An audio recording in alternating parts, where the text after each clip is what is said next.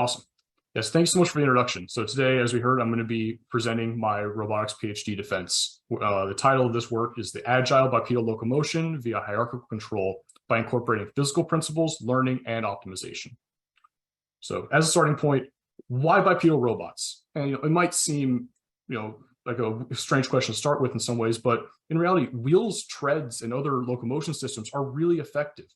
They're mechanically simple, easy to control, and efficient, but they really have a lot of limitations. So if you look here at this image that I took on the right of a hiking trail off in the mountains in Oregon, we have engineered so much of our world to be easily traversable by able-bodied 1 to 2 meter tall bipeds. Right? This is way out there, and we've built concrete steps to help a biped climb through these terrain. And they have a huge amount of potential for rough terrain traversal. So this is also in Oregon, flexing Oregon here. This is a mountain right near on the edge of Crater Lake. And humans have gotten up there and fully built an overwatch tower for a firewatch tower on top of this mountain. And I think a really great example, though, even more explicitly showing why humans and why bipeds are so incredibly agile in terrain, is think of this rock crawler. It's a specifically engineered vehicle that is engineered really carefully and very effectively to do one thing, to traverse rough terrain fast and efficiently. And it gets stuck. It gets places where it can't get out of. And what you do is one of the human operators jumps out of it, hooks the winch, and is able to pull the vehicle out of the problem. The humans have a much smaller scale factor, right? They fit inside of the rock crawler, but they're able to traverse the terrain with no problem, no question. So there's really something particularly special about legs and limbs for mobility. And then the other question is, why bipedal? Why particularly bipedal? Why not have 4 or 6 legs? And I think when studying bipedal robots, what we learn about the dynamics and control principles, they very clearly apply to agile quadruped and hexapod locomotion. So I think it's a really important problem to be tackling. And the specific type of motion I'm interested in looking at and studying is this idea of agile and efficient bipedal locomotion. And so this video here is of us setting the world record for fastest time by a freestanding biped for running a 5K. So this robot is able to do this gait at these speeds for the entirety of a 5K, which took just under 45 or 44 minutes, which is starting to become an approachable human time. It's not setting any records in human runs, but it's getting in that range, which is really exciting. But yep. Evan, I think there's a setting or a box you can click optimizes for video playback. And I think you've got a few videos in here, so that would be good. Yeah, that is right. Yeah, I plan on switching back and forth, but might get caught up against it. Thank you. So this is a really, I think, fluid gait. So Jonah here with the controller is really just giving it twist commands. So forward and lateral velocity and heading changes. Everything else, adjusting the step timing, how the feet move, where the feet are placed, how the body is moving, is all done via a learned controller. And so this is what we're really looking at doing. How can we create these sort of dynamics, these sort of gaits, and understand them fundamentally, how we can actually implement them.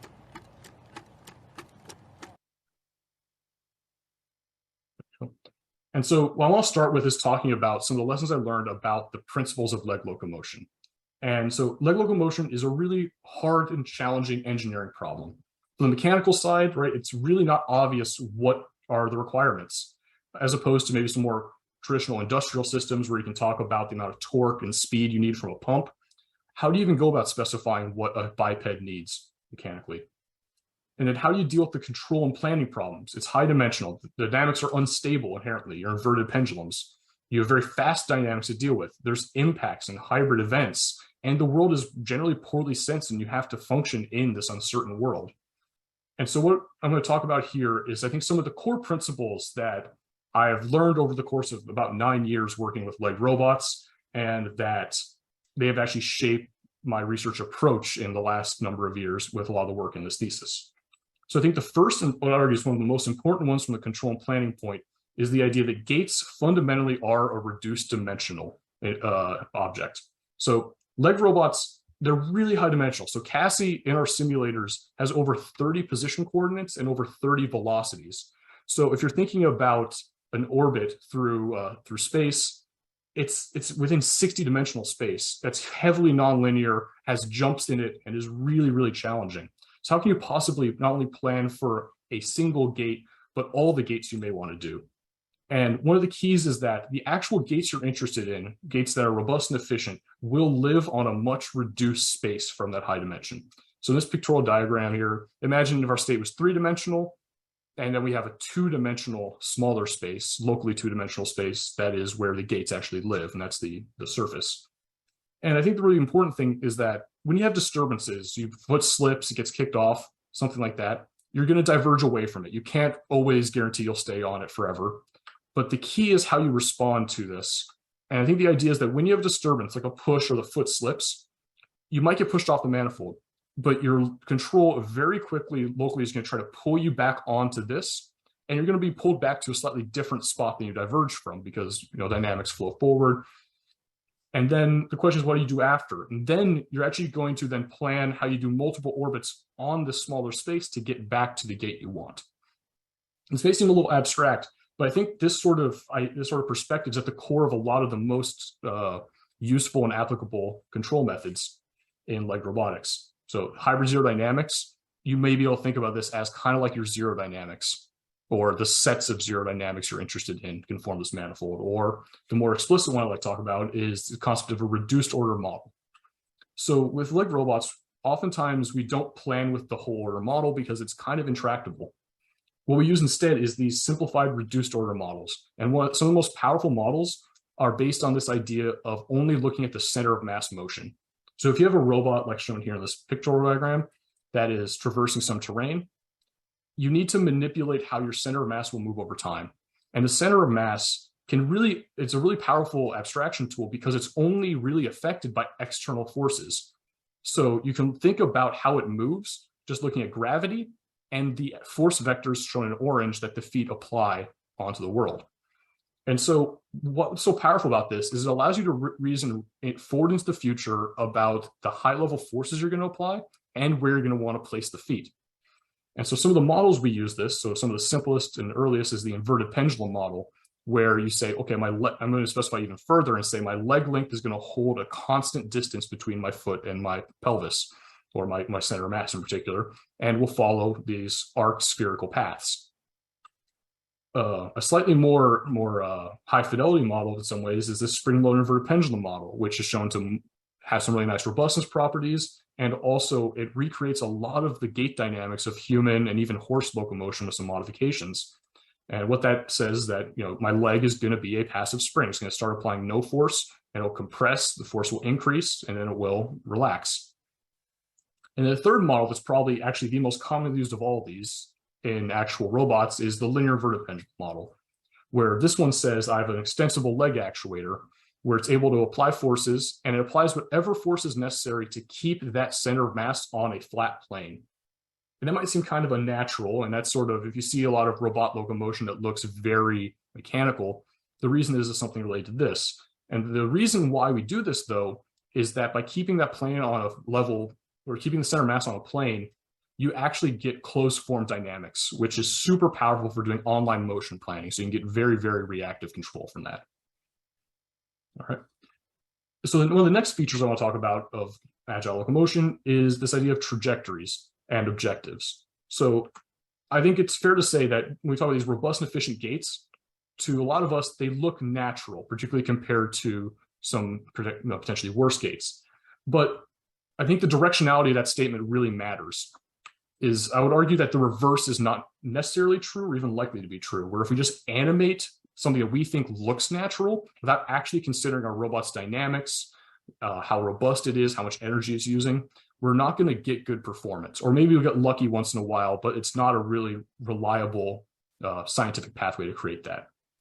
And so what you have to do is really consider the key interests for your robot and for your context. These objectives are context dependent. And I think the main 4 categories, I think, of objectives we want to balance for a locomoting, for particularly a biped, is first, we want to avoid damage. That's super important to be a useful robot in the real world. We need to avoid nominal damage during our gait, that's just breaking it as we walk. We also need to avoid falling, which has a huge risk of hurting the task we're doing, hurting the robot, and overall being disruptive. Then we think about our task goals. Maybe some tasks require more urgency, less urgency. Along with their task is this idea of expressivity. Humans look differently at legged robots than they do wheeled robots or stationary robot arms. And so how they move, I think, is going to be a very important thing as we move into the future and what the perception is. But we fundamentally have to balance it against the actual primal interests of the robot. And then all three of these things need to be balanced against energy use to be actually effective in the long term. And I think this example here is a good example of some research and something we tried where we went wrong. So it's a learned controller that we worked on for some of the 5K attempts. And here, the foot we basically told it specifically to touch down with the heel strike. Because humans do it when walking. We can do some math and say it should be less of an impact. But what it ended up doing is causing premature failure of the hardware. Basically, the ankle actuation on this series of chassis was relatively high inertia compared to the leg, was much less impact tolerant. And so it turned out slapping the whole foot down square, like we normally do in gates, is actually a lot more robust, even though it's a higher impact force. Basically, in this one, we ended up breaking a crank for the foot, broke the connecting rod, and wore away the heel. So even though something feels right, you have to actually think about your robot, your task, and your context that you're applying it. And one of the next features I think that's really important is this idea of touchdown. Touchdown is the most important instant of a leg gait. It's the place where disturbances are introduced. Most of the disturbances you're dealing with when walking and running is variations in the ground and the ground's properties. They're very hard to sense and model. You're always going to have some error, and you have to be somewhat robust to them in your gait.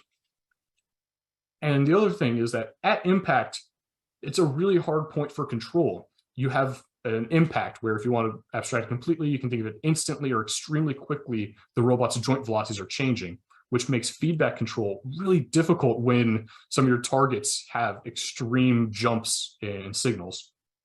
But I think the real thing that makes it particularly challenging and pervasive is this idea that we've actually lost a ton of control authority right after touchdown. So in a good perspective I have is that there's basically two avenues of control primarily in a leg robot. You have stance leg control, where you're able to apply forces to your stance foot. That allows you to modulate things like how high your body or your center of mass is above the ground, as well as the orientation and the attitude of your torso or whatever, your pelvis, whatever your top link is. And that's great. But then the other one that's even more important in my mind is how we work with the under-actuated components that the stance leg can't control. And you do with that by adjusting the footstep placement. And the only way you can actually affect this is the discrete choices of footsteps. And so the moment after you've set a foot down, that's the longest time before you get your next ability to apply a foot placement action. So we want to really design touchdown so that we're not going to diverge super far away, because if we diverge badly at the moment of impact, it's a long time before we can actually fix it. And then the next feature I want to talk about is that the physical requirements for leg robots are really unique and challenging. So they have some really particular hardware requirements for agile leg robots. We want the overall weight to be relatively low, as much as we can get away with, because the more weight we have to carry around, lift, move from place to place, the harder time we're going to have to be efficient and effective. We want to have low inertia of our limbs. And that's distinct from weight, because when our feet are hitting the ground, having impacts and having to be moved around, the inertia at the foot is incredibly important. We have to deal with the high impacts, because no matter what, we're going to have impact forces and shock loadings on our legs. And we have to be able to be strong enough or compliant enough with lower enough inertia to be able to handle them. And then the legs additionally have to have both fast movements to reposition the legs during swing and place them accurately, and apply very high forces to move the body. And then there's some limiting factors, which are a little different than some of the more traditional ones that I alluded to earlier. Usually, in my opinion, some of the things that really limits ability of our leg robots is this idea of dynamic transparency. Can we sense disturbance in the world, accommodate them, and then affect them later? What's our acceleration capability? Are we not going to be able to even move our limbs fast enough? And do we have enough impact tolerance to do the kind of gaits that are most effective, or do we have to make a compromise? And putting all these together, we have a lot of problems and challenges. The ground's uncertain. There's hybrid dynamics. We have these impacts. The dynamics themselves are nonlinear and hugely complex. They're fundamentally unstable. They are under-actuated. We have very sharp, hard-to-predict constraints on where we can place our feet. And then we have to navigate through complex environments to do something useful. And the cool thing about all these, in my opinion, is that to me, and what I've seen is that they naturally form a what we call control hierarchy.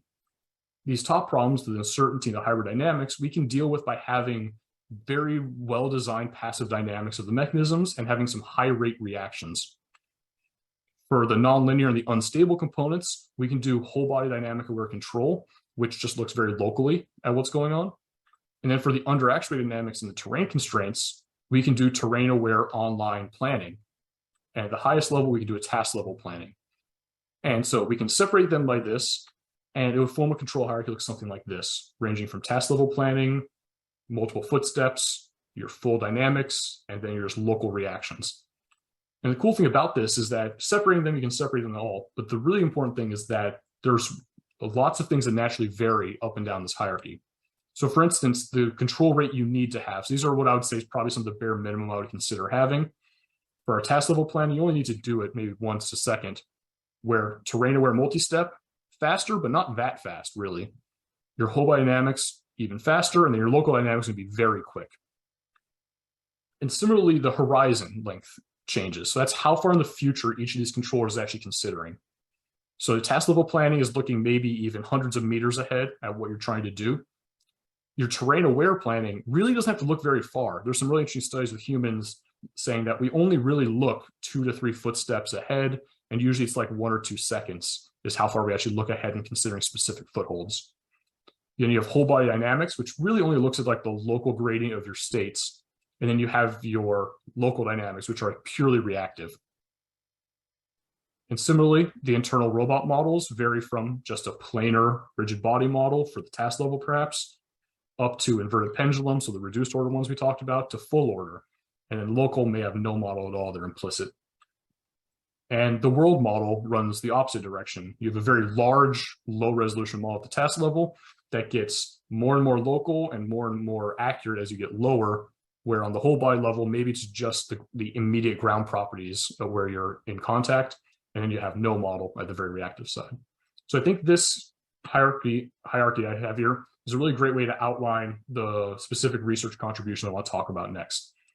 And so the first thing I'm going to talk about is open loop stabilizing behaviors and how we can optimize them and actually find them. I'm going to talk about how we can plan with dynamically rich, computationally intractable models, how we can adjust learn control for rough environments.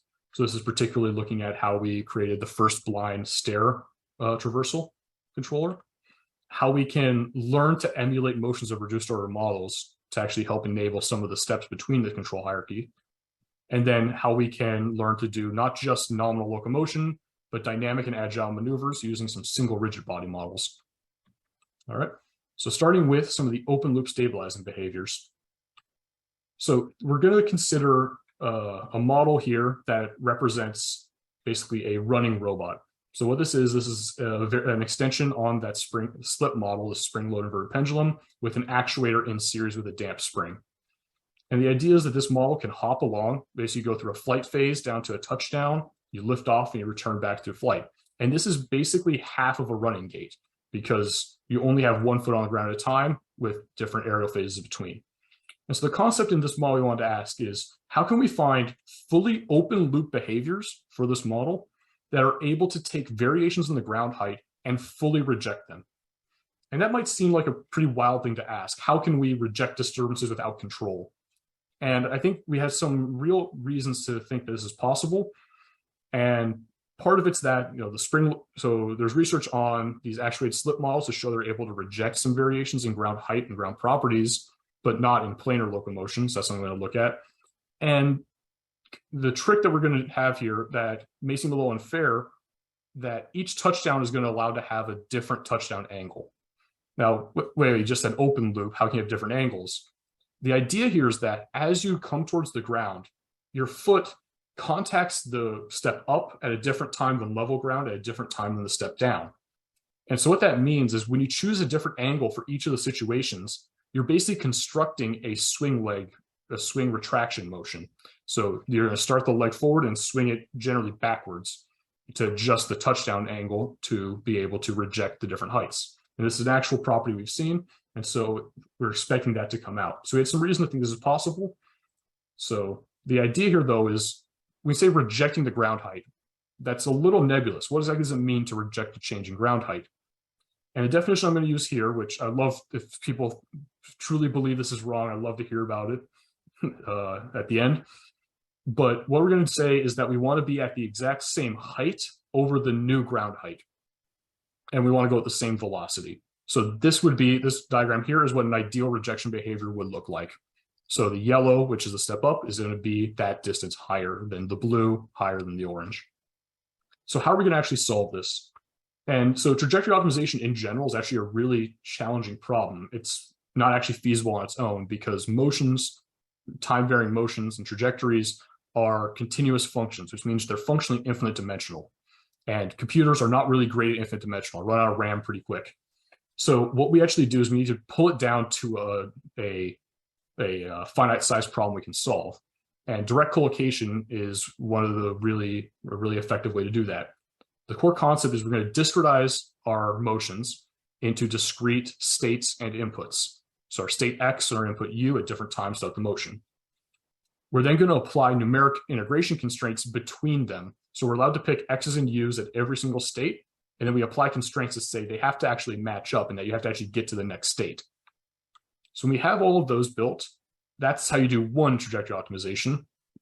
And so the question though is how do we do a bunch of them with different disturbances?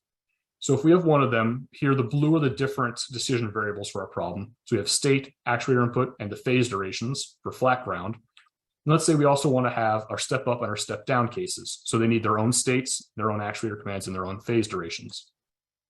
And so we can add a constraint that says we have to reject it. The final states have to match up together. So that's pretty easy. We can do that. But the problem is if we just solve this problem, we'll just solve 3 different trajectories that do the thing we want. There's no reason the actuator commands would be linked at all. And there's some specific challenges with hybrid events and things, which makes how you link these actuator commands non-trivial. And that's one of the contributions from this piece of work, is how you can link those together in a meaningful way. And I'm going to skip over some of the details and exactly how those constraints work because it's just kind of mathy, but it was pretty cool in my opinion. So the results we get though out of it is here's what the motions look like. So to make it easier to see how well we're converging, we can offset the initial heights instead of the final heights. And it's the same problem. So now we basically aligned all the different ground heights and just changed the initial height relative to it. And so we can see of one of these optimization results is that it seems like they converge together very well. If we look at what it's doing, it's really useful to look at what that leg length actuator is doing. And so when there's only a blue line, that means you're in a flight phase. And when the orange lines diverge, now the leg is deflecting. So the actual spring is deflecting and applying forces. And one of the cool things we can see here is that it's actually extending the leg at the moment of touchdown and compressing the time where touchdown occurs. So there's less of a variation in the touchdown instant. And then as we can look at the ground reaction forces from the model, somewhat intuitively, the later ones, which are step downs, have a higher peak force, which we'd expect somewhat. And so, but maybe how do we know this actually is working? It's actually rejecting these, and it's not just a quirk of the optimizer or the numeric integration, and we're just sort of fooling ourselves. So I can take this and run it through a separate, much higher fidelity simulator, MATLAB ODE45. And when we run this on even more states in between and compare it to a single minimum effort optimization, we can see that it very clearly rejects the disturbance really well. You can see the orange lines converging. And what we found is that between about 40 times less height variation, 80 times less velocity variation by using these robust motions. And so some of the behavioral insights that came out of this is that the behavior we choose has a huge impact on disturbance rejection, independent of control. Leg swing retraction and really well-engineered passive dynamics can be extremely robust. And that the specific strategy of extending your leg through touchdown is a really key feature that made this work. All right. So next I want to talk about some work that I did together with John Varela, who I think I saw here. And this is some accepted work that we're going to be presenting in Japan this fall about real-time planning with dynamically rich models. So thinking back to those orbits I was talking about previously, we want to be able to plan forward a number of steps in the future. So here's a little two-legged biped. We want to go from 0 to 1 to 2. We want to be able to plan how to get to 2 in the future. And so you can think about the state as these orbits. that goes from 0 around to 1 and around to 2. And so this is actually a really hard thing to reason with. Orbits are a difficult thing dynamically to work with, and especially if you're not trying to even just find a fixed orbit, you're trying to have different ones. And so one thing that we use as a really classical dynamic tool is this idea of a Poincare section. And what you do is you take the state space that you have periodic or quasi-periodic motions, you find a surface of section, it's called, which is one dimension smaller than your full state space. And it's something that you know that all the orbits you're interested in will pass through. So you can do something commonly like apex if you're an aerial one, like touchdown or liftoff is a pretty common one, something you know is going to happen regularly and you can sense very easily. And so what you can do then is once you create this, you can now think, instead of thinking about the whole orbit, you can think of it as a discrete dynamical map. Say we're at point 0, and we want to go, and we'll say, where do we go? Well, we go to 1. And if we're at 1, where do we go? We go to 2. So these discrete maps are much easier to actually work with and make reasons and plan with. But there's a real problem when we actually apply them to leg robots.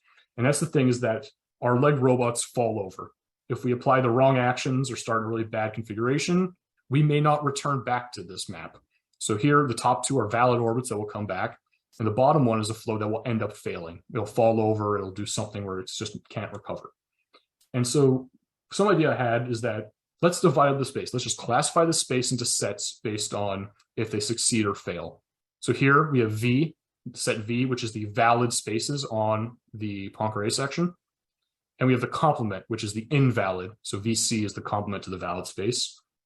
And now that doesn't help us too much. Okay, we've defined sort of some sets, but what can we do with that? One of the key ideas here is we're going to construct a failure margin function. And what this is a sign distance function or an oriented distance function, which tells you if it's positive, it's a successful step. If it's negative, it's a failure step. And it tells you how far you are from success or failure boundary. That's the black contour, is the 0 contour. And more so, if you can actually get the gradient of this function, it will tell you how to become more likely to succeed, which is a really powerful tool. Okay, so this is going to be the mathiest slide, so please hang with me here. So I want to define this because it's a little tricky. So we have our surface of section, gamma, which is in the configuration that's just position the velocity space of our robot. But additionally, we're actually a controlled one. So we can apply actions, which is actually really powerful. So we have an action space that we can apply for each gate. And so that's the thing, is that we're not actually just going from the surface to the surface. We're really going from the surface and an action back to the surface. So what we have is that our return map now is going to be the valid space, which is a combination of the states on the surface and the actions, and it's going to map us back to a new state on the surface. And that's what phi is. So we can define this discrete map. And this is a pretty nice object, but it's not really useful yet because we can't calculate it really. To do anything with it, we have to forward simulate using a high quality simulator, which takes a long time, and it's difficult to get really good gradients through it for planning. And of course, we have the invalid state action space, which is the complement. That's just the complement operator. And then we have the failure margin function. So don't worry too much about the details here, but the important thing to see in how we define this failure margin function is that it has the infinitum, the INF there at the bottom, which is actually an optimization problem that's generally non-convex and is really, really terrible to fully solve. So, and actually to sample any solution of that, you need to run the numeric optimization, or you need to run the simulation out. And so we have these concepts, but there's not really a ton we can do with them. And so what we did in this work is we created differentiable and efficient approximations of these two functions. And then we planned with the approximations.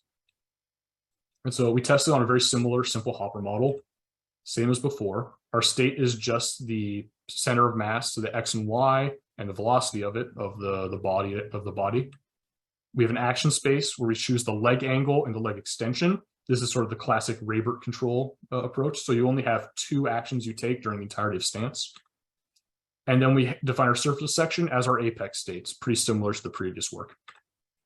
And then our final state action space, that's the gamma cross A, is the height, the forward velocity, and then the leg angle and the leg extension.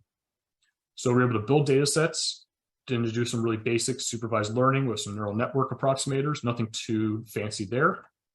And we actually get a really good approximation. So these are 2D cont slices of the input space, and then each column is one of the 3 outputs of the model. And so the top row is the ground truth, the row below is the learned model. The main thing to see here, though, is that they're pretty accurate, not perfect, but they're pretty accurate over the course of them. And the other thing is how terrible these failure boundaries are. So everything that's in white are states that fully fail. If you apply those, the robot's going to fall over. And actually, more generally, if you look at the entirety of the space, only about 20% of the state action combinations succeed. So there's a lot of failure in this model. And I think it's a really great application to see why this method is really powerful. And so the model, that's all good. One of the more interesting things, though, is this failure margin function. So looking at that same slice, we can see the failure margin function on these two. And so on the left, you see basically our ground truth, which has there's some issues with, you can see sort of the bubble features, which is an artifact. And then you see our approximation on the right. And so the zero contour is not perfect, but it really captures a lot of the key behaviors of the regions. And remember, this is just one 2D slice of a much higher dimensional object. And so if we take these then, and we want to figure out how well they worked. So we created a very simple planning problem, basically an MPC style problem in IPOpt. And the idea was we have an initial state, initial height and forward velocity, and we have a desired final one in a number of steps. So here we take 3 steps with this model. We wanted to get there. So it says find a valid set of angles and extensions that over that number of steps will get us there. And then I solved it with failure margin constraints on the functions and without them. And what we found is that this sort of thing you see here is that in the exact same problem, the one without margin constraints extrapolated into the invalid region and ended up producing a solution that failed. And we look at some more things. I think the key things here is to look at the percentage numbers in the highlighted region, particularly on the right, where it went from succeeding about 43% of the time to succeeding over 65% of the time. But of course, and so that increases the likelihood of getting a real valid solution out of this problem. But of course, the trade-off is it takes a lot longer to compute. So it's almost double the time for the no objective case and about 50% more for the state objective case. And so some of the takeaways from this, I want to say, is that you can really think only about these discrete gate cycles while planning, while still really considering and thinking about avoiding failure modes. These data-driven approximations allow us to use models that we'd never be able to track. I think a really cool potential that this work could go is you can actually compress representations of your full order robot and then simulate that forward. And if you had a way of compressing that full order, if you build your data sets with that, you can do the exact same learning and planning techniques on ways that you can then pull back directly to a real controller on a robot. And like most things, there's a real engineering trade-off you get in the end of risk versus dynamic capabilities and computation time. All right. Now we're going to move into some of these next 3 are going to be back-to-back. They share a lot of interesting methods together, and they're all about working with different learned controllers. So now we're getting to the real robot, if you've been itching to see some actual robot videos. So this is work that Jonah Siekman really did a huge amount of work on. And I collaborated with him primarily in trying to understand how it worked dynamically and feasibly. This is the stair stepping control. So I want to start with talking a little about reinforcement learning from a control engineer perspective, because that's sort of where I come at this. So the idea is that you have a control policy. That's your actor. It's able to take an action that will then modify the environment. The environment will take steps forward, and you get back a state observation, which you can use to take actions in the future. Now, how do you choose what action those will be? Well, you're able to define a reward function that an optimization algorithm will use to modify the control policy over time to increase the reward. And then the other thing you actually have control over beyond the reward function is the idea that you have the ability to control the environment. You can randomize parts of the dynamics to make it more robust to differences. And you can choose exactly what environments it should do well on. So when you have a distribution of environments, these optimizers will try to create the highest expected reward over the distribution, which is super powerful. And you do some really cool things with that. So the idea here is we say, okay, we think Cassie might be able to climb stairs. I think that's a pretty reasonable thing. But we think we can probably do it without even vision. We think we can do it without any sort of external sensing in the world, which is pretty wild. But one thing we said is that if that's going to be possible, we probably can't overspecify. If it's able to be done, we don't really know exactly what behaviors will be. So we want to make sure it's very free to do whatever it needs to do dynamically. And that required a very specific type of reward function. And this is building off of work that Jonah and Yesh did immediately preceding this, which is the idea of being able to create a very, very objective reward system. So the idea here is that we don't want to incentivize, we don't want to give it a reference trajectory in this case. We want to just say, walk forward this sort of gait and have it be able to select how it moves the feet, how it moves the body. So the idea is you actually reward contact states. So you create a contact schedule like at the top where that's a sort of standard bipedal walking gait where you have double stance with the feet. And then you convert that into these reward functions. And what you say is that if my left foot is in contact, and I think it should be in stance, I'm not going to say what kind of force it should apply because I don't know. I'm going to tell it shouldn't be moving the foot. We're going to penalize velocity. And if the left foot, we say it should be in swing, we don't know how it should swing, where it should go, what height it should go to, the motion, anything like that. What we're going to say is it shouldn't be applying forces to the world. And this is super powerful. Let me switch to video. Okay. And this is super powerful. So here's a quick example. Once again, this is Jonah and Yesh's work, but it's so cool I can't help but showing a little bit. And you're able to create these sort of asymmetrical hopping gaits by just changing the description of these contact states. You can go from stepping to walking and back. All right, a little short on time, so I'm going to keep moving. So the idea is we're going to take that exact same reward formulation and we're going to apply it to stairs. So we're going to take everything the same. Nothing changed about the reward used in that work we just saw. We're just going to train it on stair environments now. Okay. And it works great. So here's a video. So what's going on here is there's no perception, no cameras, no LiDAR. We never modeled these stairs and gave it to it. It doesn't really know anything. Jonah has the controller and is giving it heading changes and speed commands. And it's able to adjust. The feet are partially on steps, step on and off. This is really cool to me here, where the foot slips and it automatically moved the foot back down to the last step to get that forward momentum built back up. Or as it comes down the steps here, it's going to skip a couple, bump into an external object, and recover with no problem.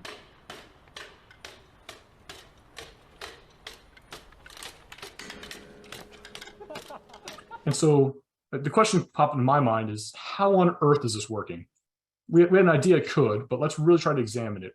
And I think one of the really important things, so I think touchdown's so important, is I want to look at what the swing feet are doing. And so here you can look at a plot of the step up, level ground, and step down for the two different policies. So somewhat intuitively, the stair policy will lift the leg higher. So it actually is able to clear the steps and won't stub the toes. So that makes sense, but you can notice that the foot descends much more vertically. And what my theory is on this is that we're seeing swing leg retraction. So this is the same thing that I was able to optimize for in the earlier work with the inverted pendulum model, is that when you're running towards, this is work by Monica Daly, which I think is super influential for our group. And if you've seen many of my presentations, there's a pretty good chance this will show up, that over time, as you approach touchdown, you swing the leg backwards. In that when you're higher above the ground, you have a more forward angle. And as you drop lower, it becomes more and more vertical, which creates a lot of nice things for your dynamics for rejecting variations of ground height. And so if we look at, from simulation, this model, here's the leg angles over time for the learned controllers with the flat ground and the stair policy. And I think one thing you can see very clearly is that it's swinging the leg further forward, that's lower in this plot, and then it's retracting it at a higher rate, which is somewhat similar to what Monica showed was happening with the guinea fowl, which is, we can't conclusively say because these learning systems are black boxes and they're just sort of fiddling things and optimizing. But it was really exciting to see that. Next, I'll talk about some work that I led along with Yesh and Jeremy on learning from a reduced order model. So the idea here is we want to emulate the motion from one of these reduced order models so that we can maybe plan with it in real time and then track them with a learned controller to translate it up to the whole robot. So I planned with, this is a different drawing, but basically the same model we've seen a couple times, the actuated spring-loaded inverted pendulum model, this time with two legs because we were interested in walking gaits primarily. And when we optimize that, we get out some pretty slick motions. Video, there we go. So we get some nice body oscillations just from optimizing for efficiency. And it does frontal plane oscillations, really ended up looking pretty good. So then we took that and we built out a learn control structure. I won't go into too much detail here. I think I just want to highlight things that these all run into a joint PD controller running at a very high rate. And when we trained this to basically reward it with 60% of the reward is just be like the motion from this model, we get a really effective controller. So here we're going to change the user commanded velocity, and we'll see how the actual robot velocity tracks it pretty well and actually has a lot of the oscillation features from the reduced order. That's the orange. So the reduced order is what that simplified spring mass model will be doing. And the black is what the actual robot's doing here in simulation.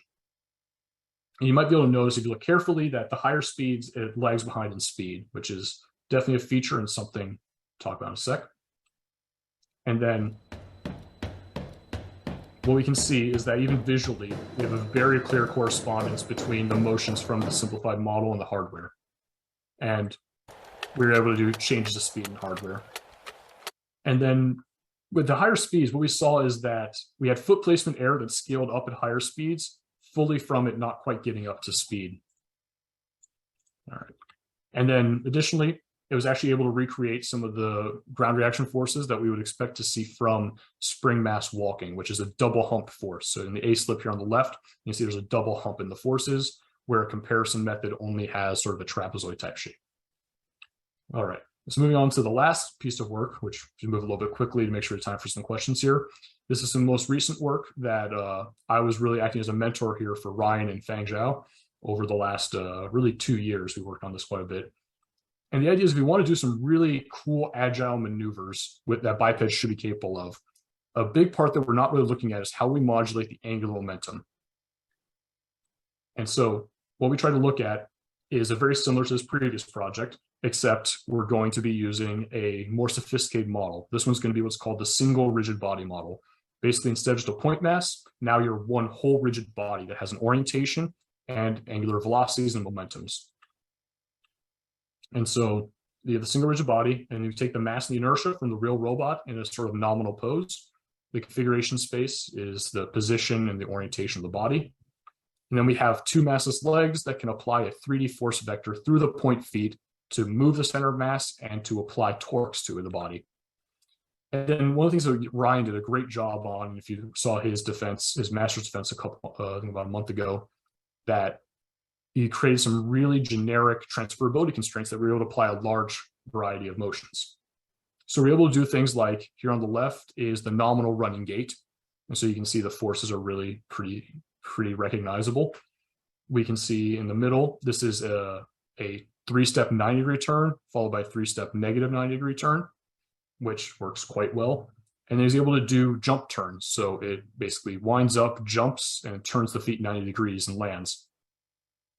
And these motions, those are the plots I like. I think they're nice, but the real way to see it is looking at the videos of them. So here we took them from our simulator or optimizer using the same direct collocation framework and just animating them in something fancy like Blender so we can really visualize what's happening. So here's that 90-degree turn. And so you can't see it, but there are force vectors being applied through his feet at all times that are what are creating the body's motion. And there's our jump. And so we want to take these motions now, and we want to connect them to a learning problem. And it's really similar in concept. We mostly want to reward matching the motion of the simplified model. And the one thing we really add is this angular momentum matching. And we focused in on 2 types of controllers for this level, because this was for a humanoids conference, for the flat ground running at the top and a single 90-degree turn motion, taking 4 steps and we'll turn 90 degrees coming in at a relatively high speed.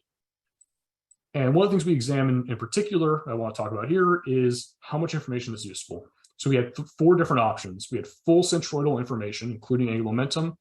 We had a subset. So we basically took that same optimization, but only gave it the center of mass linear information. We looked at the foot timings from the optimization, right? So we ran this huge, intense optimization, and we only are taking away how long was it in contact with each foot.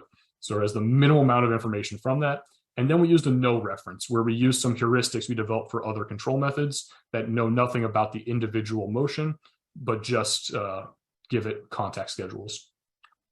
And what we see is that when we compare full reference to just the heuristic foot timing for normal grounded running, that the reference base is able to successfully locomote for the entire 250 time steps much quicker in training, which makes a lot of sense because you don't have to learn how to walk from scratch. You have a lot of really good information, a really dense reward. And one of the really interesting things here, so on the 4 steps and then turn, we looked at how robust is it. So after finished training, they were all plateaued for the 4 different options, which you can see in the legend there.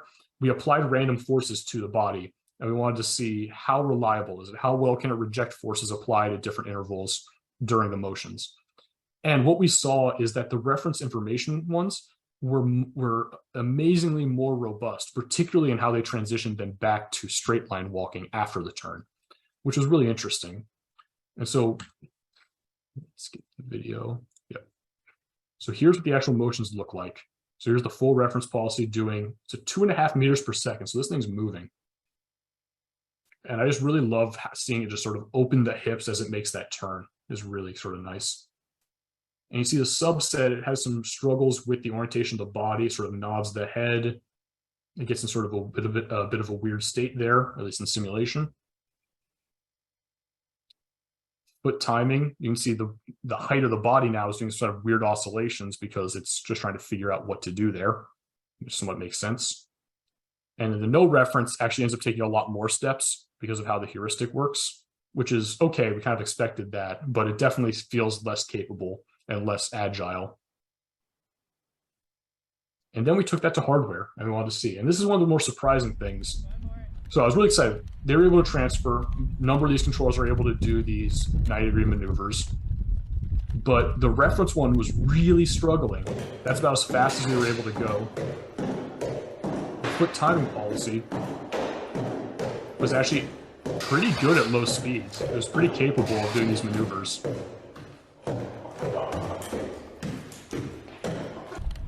And then, somewhat interestingly, the fastest one I think we were able to have is actually the no reference policy, which looks somewhat sketchy in simulation. So you can sort of see that where it hands off back to the walking, it's a little sketchier too, which is sort of what we saw in that robustness plot. So I think some of the takeaways of this is that these core set of transferability constraints, they work pretty well for what we were trying to do there. The inclusionless reference information, we were able to really speed up learning and improve robustness in simulation. And there really is an interesting hardware sim-to-real gap that we came across. And at least my personal suspicion is that it has a lot to do with the state estimate of the linear velocity of the pelvis, that is a real challenge on hardware, and there's some unmodeled differences that are really causing issues. So just about done here. I want to summarize some of their contributions. So talked about some of these fundamental principles of agile locomotion, which both formed some of the successful control experiments shown here on CASI. Create a novel method to generate robust reduced order model running motions that gives us very clear implications for agile and robust gaits. Create a novel method to plan with these intractable features and how to deal with failure. Demonstrate how we can adjust the gaits based on expectations of the future terrain distribution and what are the actual robust alterations to gait that you're going to want to do. We showed RL is able to learn gait policies that embody dynamics of a reduced order model. And then we also demonstrate learned dynamic maneuvers on bipedal hardware. All right, I'd like to thank, just going to finish up here real quick so we have some time for some more questions. I want to thank all the research advisors I had over my career. I think many of them are here. Jonathan, Ross, Alan, Glenn, David, and David Remy, and David Zopp. I want to thank all the DRL members I've worked with. I have pictures of you all on the next slide. Shout out, because it really is amazing how many really awesome research I've been able to work with. The cohort, my friends and family, funding agencies, and then Intel and Agility for being able to support the work done here. Thanks a lot. Look, take any questions.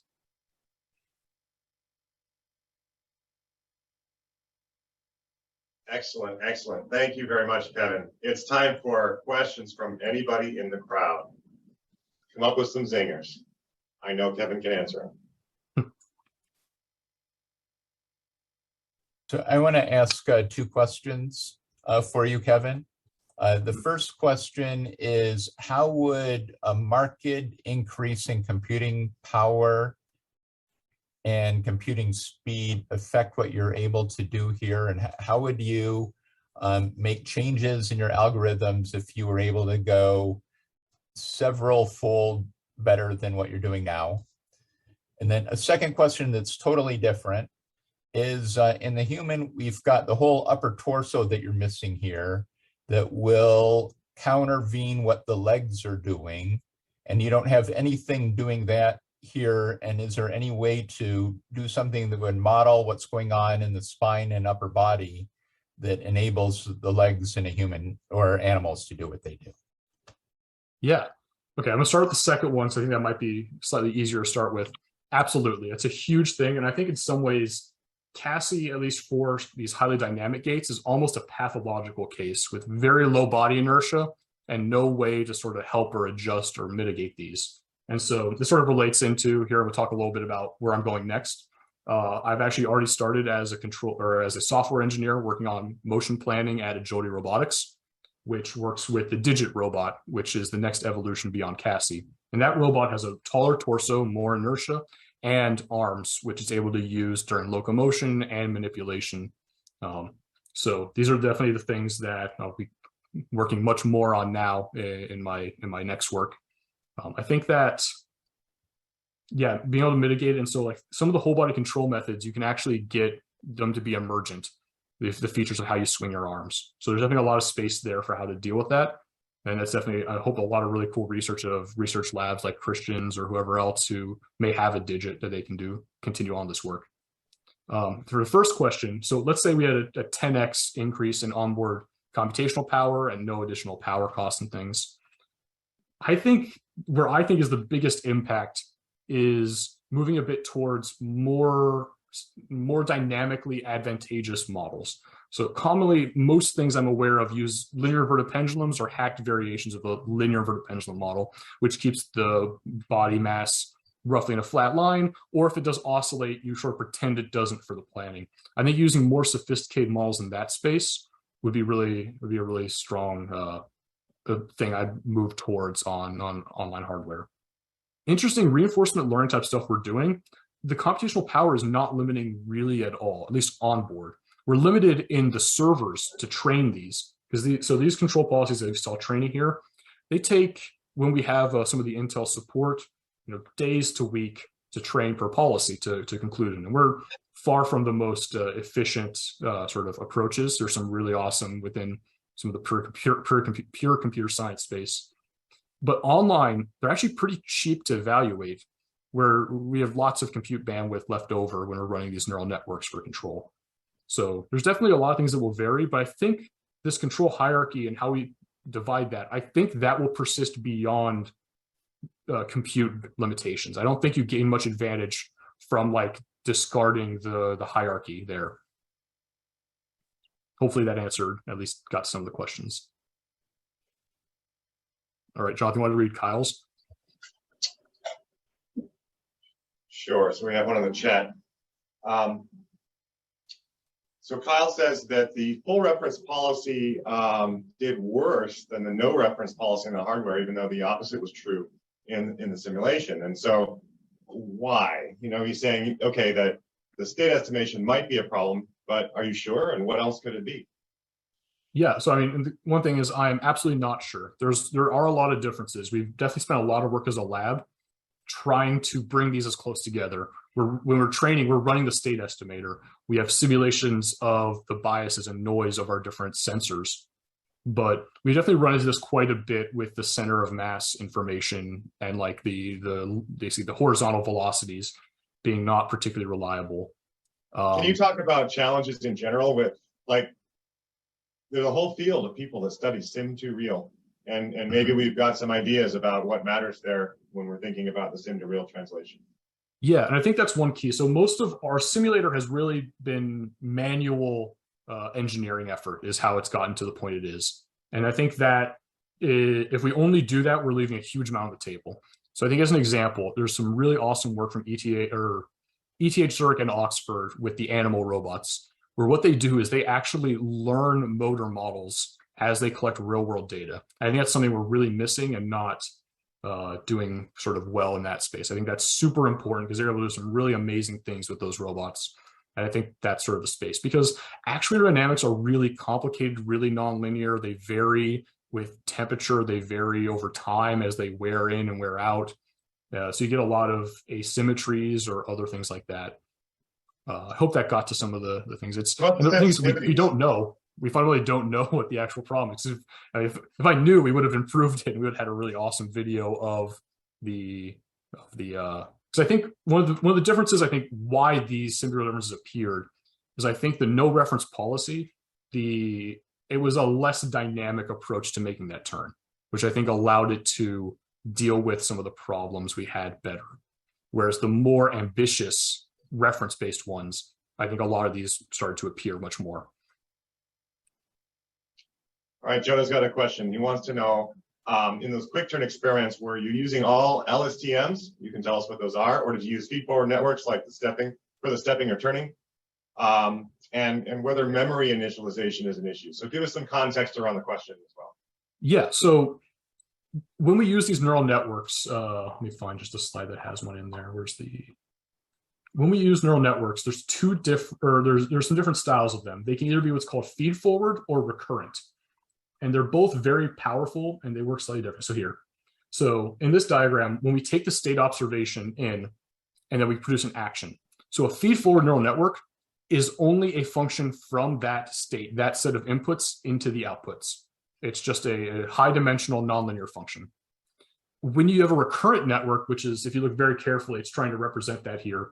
That control policy has an internal memory state, which loops back to it so that basically over time, as it sees the whole sequence of actions and the states as they change, you're able to actually sort of estimate, do some implicit state and disturbance estimation observations.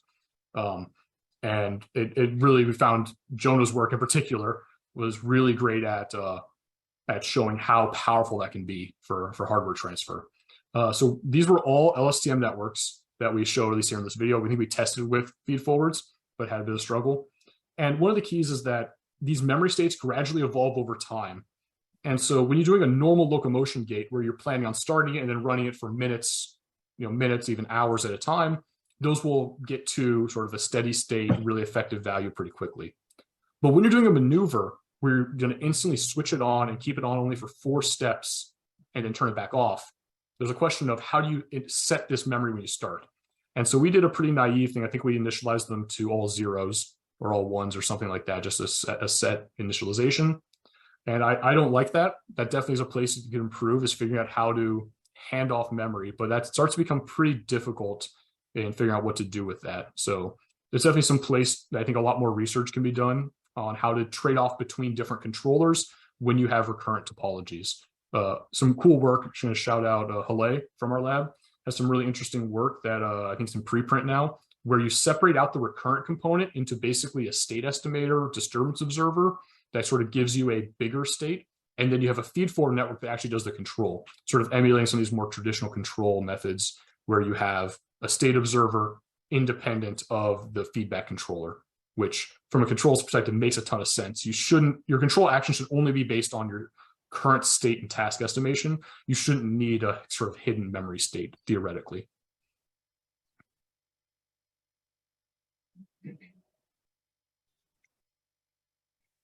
I've got a quick question. Yeah. Hey, Kevin, excellent presentation. Thank you. Great job. So I was really interested in you talking about the sort of like bird behavior. You showed the GIFs of the bird like running and stepping through the sheet of paper. Yeah, that. And you're talking about how you think that you've been sort of like teaching these robots to have this sort of like beneficial passive response to unexpected changes in elevation. But that it's really hard to validate that just because of the black box style of the machine learning you're doing. I'm interested, would it be possible to design some sort of experiment to validate or reject that hypothesis? And would it matter? Do you actually like care? That's an interesting question. Yeah. So it's hard to separate it away exactly. So, I mean, you could do something if you had, let's say, an analytical controller that you gave as an input the swing leg motion, and you basically have a very small space of inputs. And so there are some works, particularly shout out Christian Hubicki's when he was when he was in the lab doing, don't break a leg, where it looked at all the different reasons you may do this sort of behavior and validated what they would do with some different models. Bring up to full order is a real challenge, and validating that on a full order robot, and especially simulation versus hardware, is definitely difficult. I think there's a very large body of evidence for these behaviors, and I think we understand some of the impacts they can have on the gait. And I think I'm just happy to add a little piece of evidence, not concrete proof, that says these things, they tend to emerge in a lot of different areas. And I think that's sort of how, for these really complicated systems and problems, that's sort of what we need to be forming, is bodies of evidence, because different robots are different control methods are different situations are different. It's kind of tricky to tell. Cool. That was like Bob saying, I don't know. I mean, I think I believe that they have a really important impact. I don't think we've proven it in an inalienable way, but I'm very confident that they are a useful feature. All right, here's a low ball. Steve Heim says, what's your take on using real world data and online training? Softball. I love the idea of it. Figuring out how to do it really effectively. So all the work here you've seen uses an algorithm called PPO, Proximal Policy Optimization, which is an on-policy algorithm. And what that means is that it really only wants to use data that come from its current action distribution. So when you take something from a different control policy, trying to use that to improve yours is difficult. You need to use what are called off-policy algorithms. And we've had a really hard time getting them to really function for our problems of making CASI locomotion. Something about the failure boundaries of doing just the PD control. We've had a lot of challenges of that. I personally really like the idea of learning your simulator and improving that simulation. Sort of the actuator modules from Animal was a great example, in my opinion. And I think that sort of thing, I would even love to do full order, basically deltas, basically to do some learning-based techniques to refine simulators. But definitely, that's sort of where I think we're getting to the limits, at least of our simulator. We can do just in simulation without actually getting real data from the real world. I'm going to take a couple more questions from the crowd. So first is, how much knowledge of the shape of the stairs do you think the network is storing? Do you think it's just knowledge of the stairs versus flat? Do you think there's knowledge of like it being a slope, or is there actually information about the stairs? What do you think the representation looks like, knowing that you're guessing because it is a black box, but what do you think? Yeah, I'm not entirely sure. I think that my guess is it's going to be hard to get more than just basically a rough idea of the slope up or down of the stairs. Like it's never seen slopes. Slopes don't exist to it. It only knows stairs up and stairs down. But my guess is that you'd be able to extract out of this some sense of, am I going up, and roughly how steep is this set of stairs? There's some previous work that Jonah did, and when he first started working with these memory networks, where he looked at extracting information explicitly. And one of the cool things we found is that you can very easily tell, you can extract out differences in your body's dynamics. So specifically, like the mass and inertia of the pelvis was very clear and able to sense. What was really hard to sense, it was terrible at estimating the friction coefficient of the ground. And the reason is, when it's succeeding, it doesn't know how strong the friction is because it's not slipping, right? And so there's some things like that where, right, if you're walking upstairs and you're successfully stepping up and you haven't missed steps, you don't really know how steep they are yet. You just know that each footstep keeps going upward. So my guess is it's whatever's the minimal thing to help it optimize the reward function. And so if you don't add any auxiliary terms that incentivize it to estimate things, it'll only do it if it's useful. All right. Are there any, take one more question from the crowd? Maybe let me take John Monisto's talking about progression from. So John Monisto was a mentor when I was in first robotics back in high school, where sort of in my path, I started actually as the head of the programming in a first robotics team. And then thought, that's fun and all, man, hardware is cool. So I studied mechanical engineering in undergrad, worked with David Remy, working with software optimization and hardware, and absolutely loved it. So I think the confidence and skills built in first helped me be useful and helped working in David's lab on getting in some really cool space and to learn a huge amount from him and the students I met there. And then as I went further, I was like, yeah, hardware and machining stuff's fun, but man, is it cool to actually make it move and make it really do amazing things that aren't possible at the moment. And that's sort of what brought me more towards the control and planning type work I've done here at Oregon State.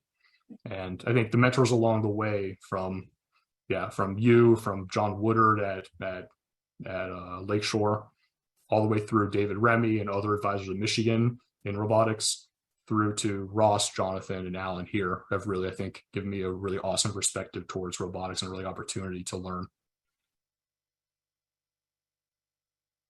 That's great. It's good to call that out. Everybody's got those mentors on their path. It's good to remember that. Okay, well, thank you all for attending. I'd like to ask everybody except for the committee to exit at this point so the committee can start to ask some additional pointed questions throughout this of this defense. Thanks all for coming, and nice job, Ted. Thanks so much, everyone, for coming.